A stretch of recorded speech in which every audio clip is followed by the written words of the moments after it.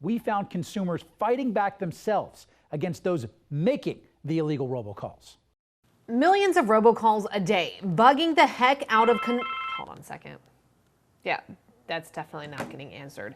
And when we found out that Florida inmates were taking part in these calls, we wanted answers. One of you guys that would sit down with us? We've tried for months to get the head of the Department of Corrections to talk to us. We sat outside his office and called and emailed him regularly for months.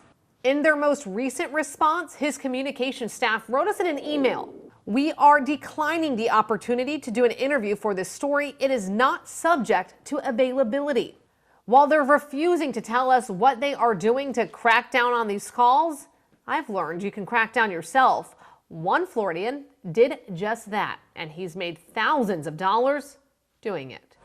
This is my first one. This is $3,000. Adam Ward is making money, lots of it. He's paid off his credit cards. Next purchase, either something sportier. And is already making plans for his next big purchase. I've been wanting to get a new car for a while. And it may be coming sooner rather than later. I should be settling another this week for between 8 and 10. So 8 and 10,000. So $22,000. Yep. All because you had enough with these robocallers. Had enough. Wanted to make them rethink it. Wanted to hit them in the wallet, make them pay. Make them pay? Let's rewind that. Wanted to hit them in the wallet, make them pay. Yep, you heard that right. Them, believe it or not, are those companies behind some of those unwanted calls to your phone.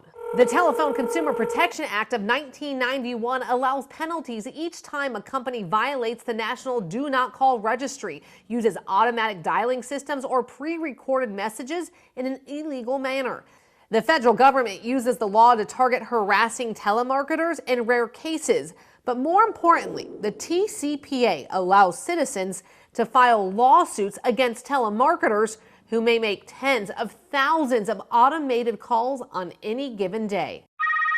It's just such an annoyance. And this is where Doc Compton comes in. the easiest thing is to just go to the website, robocalls.cash. That's where you will find the Turning Robocalls into Cash kit. It costs $47 and includes a sample demand letter you send to the companies calling you, letting them know that they are breaking the law. Essentially, you have to take the call.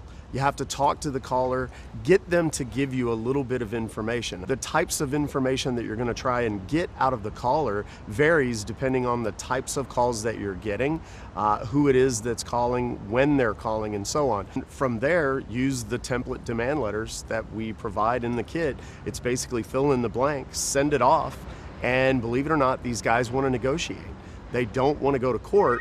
10 Investigates uncovered consumers across the country cashing in, just like Adam did. One day I just checked my email and I had an email from a lawyer for this one company saying that we'll give you $1,000. It was, basically we got your letter, we deny everything you said, but we're willing to give you $1,000 to settle this. And I was like, oh, it's game on. His first settlement ended with him receiving $3,000. What kind of company was the $3,000? An extended warranty auto company. So the ones that always call us the majority of them are, yeah. It's mostly insurance. It's a lot of auto insurance, primarily extended warranty. He sent that first letter just last year.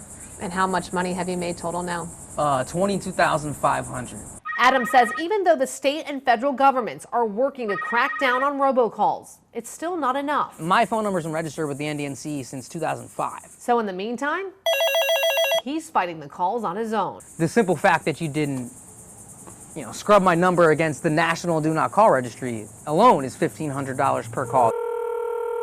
What do you hope comes out of all this?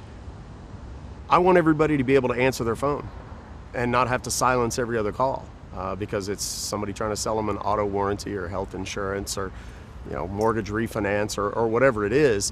That's the big picture for me. And I have a lot of people ask me, if this works, aren't they eventually going to stop calling? And the answer is yes. Here's Florida Congressman Gus Bilirakis. Again, I can put pressure on some of these legislators because it's wrong. It's wrong. It's contributing to the problem. There's no question. So how can you stop the calls? We've got all that information now on our website, including where calls are coming from, what zip codes are seeing the most calls. All you have to do is head over to 10tampabay.com/robocalls.